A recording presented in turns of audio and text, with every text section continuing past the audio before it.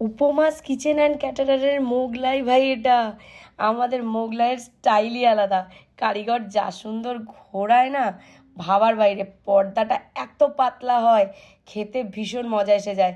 যেখানে হাফ মোগলাই খেয়ে হাঁপিয়ে উঠতে হয়, সেখানে আমাদের মোগলাই এত টেস্টি, একটা গোটা খাওয়া যায়। আর অনেকটা বড় স্প্রেড করে দেওয়া হয়।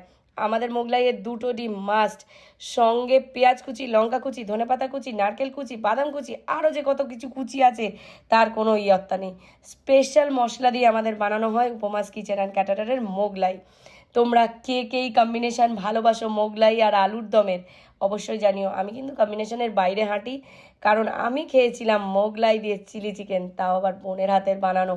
বাড়িতেও বানিয়েছিল চিলি চিকেন, আর আমি দোকানের মোগলাই নিয়ে ঘরে বসে জমিয়ে গুছিয়ে সবার সঙ্গে এনজয় করলাম।